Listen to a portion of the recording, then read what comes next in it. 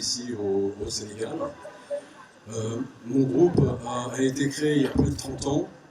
Il exporte dans 72 pays. Je vais avoir 60 ans cette année. J'ai vécu et grandi dans l'American Dream. Et aujourd'hui, à 60 ans, mon American Dream s'est un petit peu érodé et je suis rentré dans mon African Dream. Je me retrouve ici, dans ce continent, je retrouve mes racines d'enfant, c'est-à-dire le village, la famille, tout ce que vous êtes et tout ce que vous représentez aujourd'hui dans vos régions, dans votre continent. Et je me sens à l'aise, je me sens bien avec vous en tous les cas.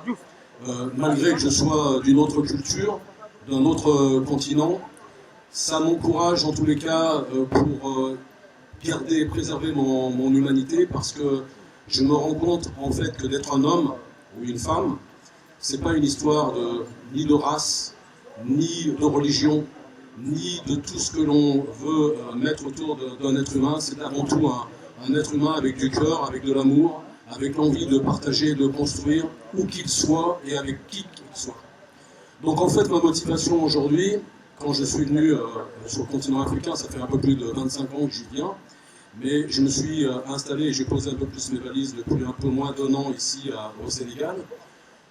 Après avoir voyagé dans différents pays, dont surtout Abidjan, c'est-à-dire la Côte d'Ivoire, j'ai décidé de me mettre ici parce que c'est là où je me sentais le mieux, en général. Donc j'ai décidé de concentrer tous mes efforts que je concentrais au niveau et que je déployais au niveau international ici au Sénégal. Ce qui explique que cette année, effectivement, j'ai mis beaucoup de moyens et beaucoup d'emphase ici sur le Sénégal pour soutenir la jeunesse sénégalaise, soutenir le sport et avoir un projet bien sûr d'entrepreneur, donc soutenir aussi les entrepreneurs. Quand je dis soutenir, c'est pas simplement donner de l'argent, parce que soutenir en donnant de l'argent, c'est se retrouver un petit peu comme on voit aujourd'hui en France, où on a des subventions, on a des allocations, voilà, mais finalement, c'est pas avec ça qu'on fait des vrais entrepreneurs. On fait des vrais entrepreneurs avec l'exemple, avec du courage, avec un rêve. Le rêve est important parce qu'il faut avoir après la vision pour pouvoir développer tout ça. Et puis, surtout, ne pas avoir peur.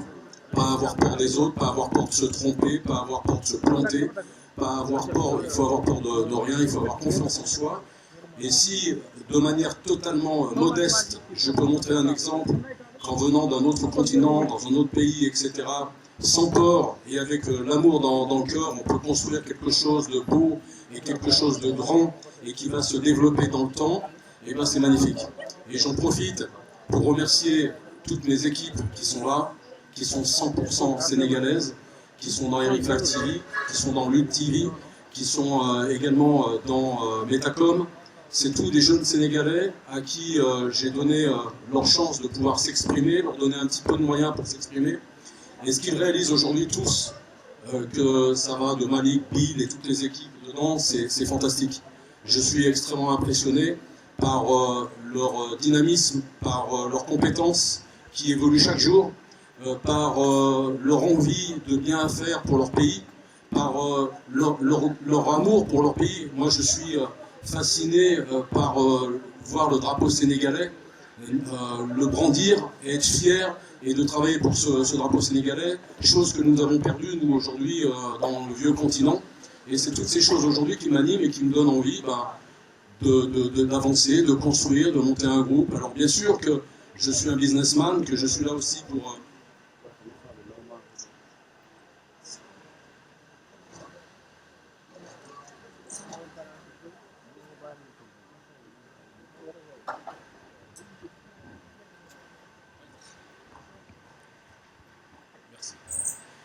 Donc je suis ici aussi bien sûr pour construire un business. C'est ce que j'explique souvent à mes équipes, donner de l'argent sur ce que j'ai fait toutes ces années.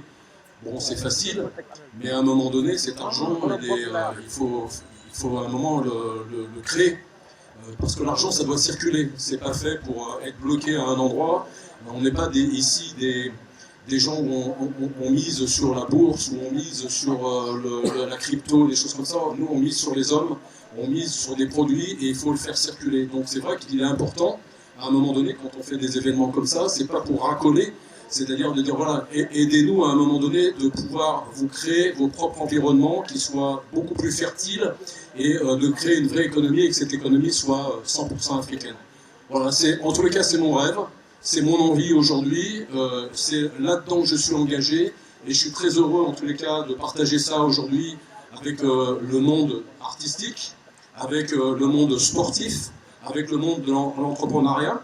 Et j'en profite pour remercier OneXBet, Air Sénégal et le groupe Kiren de nous faire confiance, parce que je sais qu'ils sont tous extrêmement sollicités, qu'il n'est pas évident, je suis sponsor, je sais ce que c'est que de dépenser de l'argent, il faut à un moment donné qu'on en ait un retour sur investissement, ce qui est tout à fait logique. Et la meilleure façon de leur rendre un retour sur investissement, c'est que nous tous ici, sur la table, on soit de véritables professionnels, qu'on fasse les choses avec amour, avec passion, pour que nos fans, les gens qui nous suivent et leurs consommateurs soient satisfaits de nos engagements à tous les uns et les autres.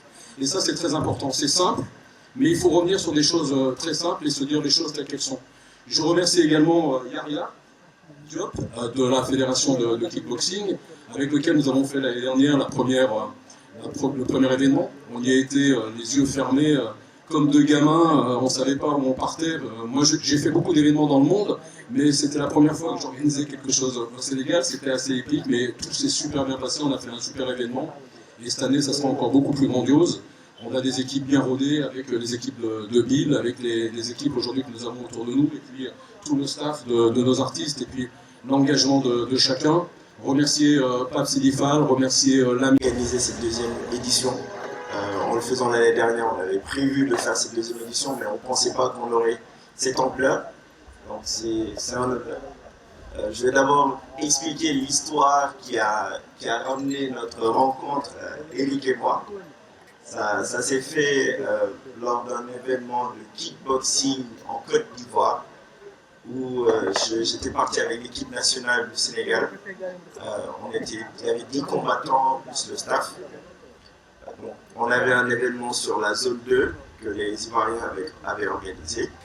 Et Eric avait organisé un Fight Night pour des ceintures, aussi IFOC en One Championship, où des combattants devaient monter. Donc, avant le jour du combat, il y avait des problèmes de combattants pour Eric. Et il avait entendu que le Sénégal ne voulait pas participer parce qu'il y avait tellement de petits problèmes, je vais vous passer les détails.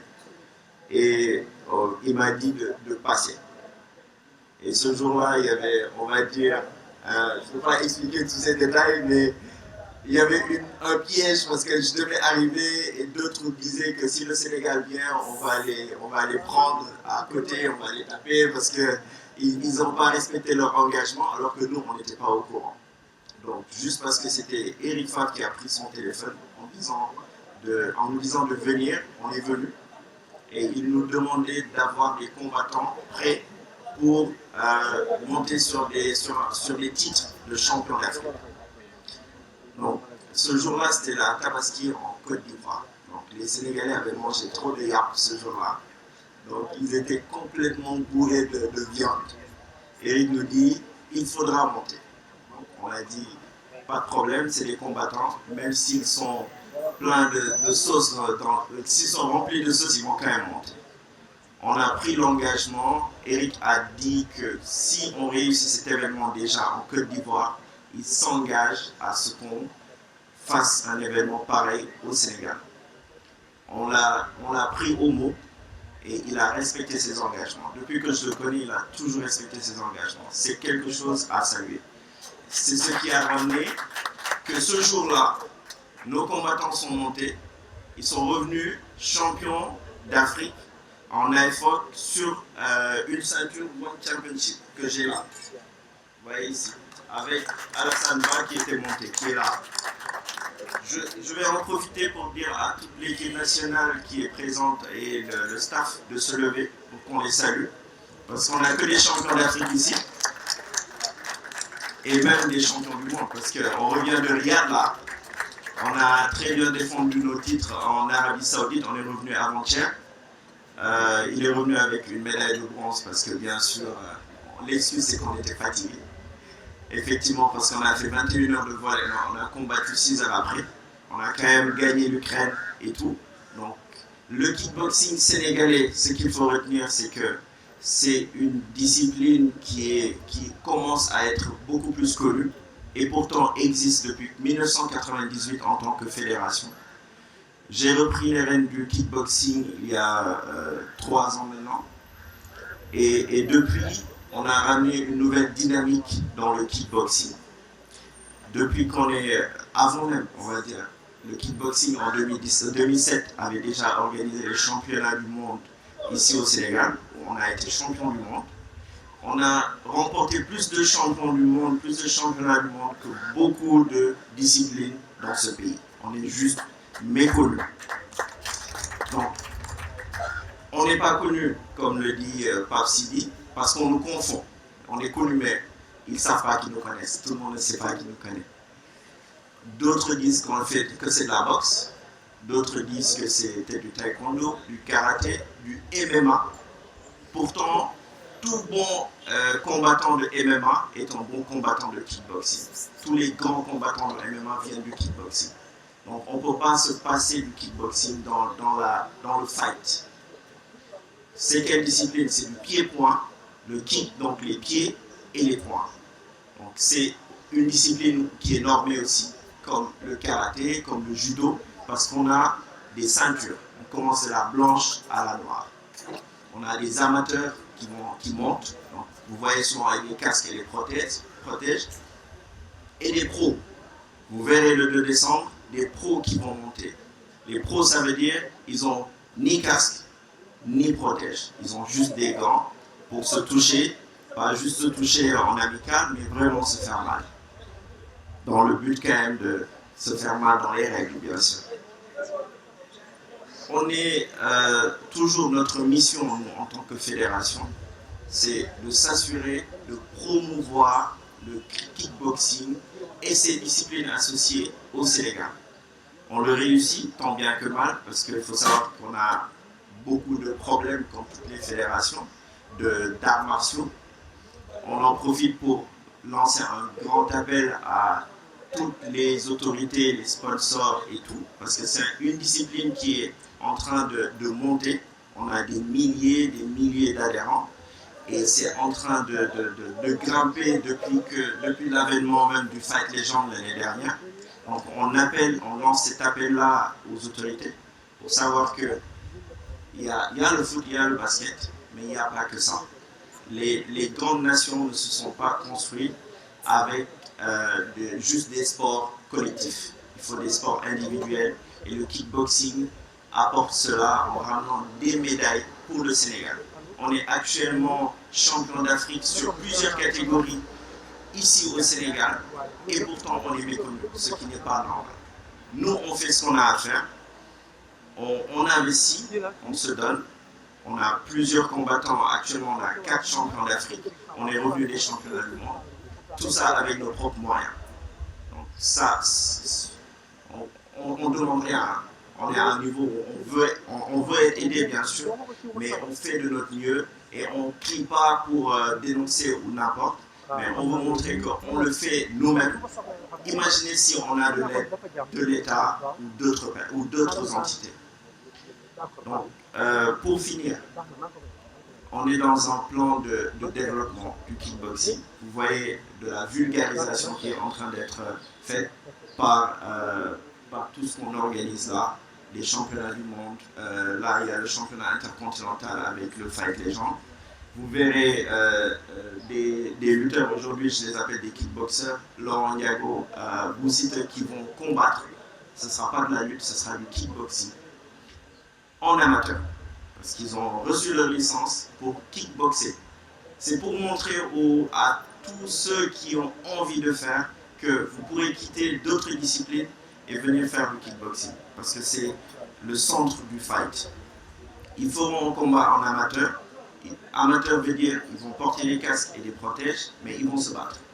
Les points ne seront pas des points où il faudra juste faire de la touche, mais il y aura peut-être des KO, il y aura autre chose. Ils vont s'entraîner, on les mettra avec les coachs, les meilleurs coachs, pour pour qu'ils s'entraînent pour pouvoir être prêts pour le 2 décembre. Les coachs sont là, bien sûr. J'en profiterai après pour faire peut-être une petite démo du kickboxing pour les gens qui ont envie de connaître, parce que c'est une plateforme qu'on n'a pas souvent pour le grand public, de découvrir le kickboxing et de savoir que c'est une discipline qui existe, qui est en train de monter.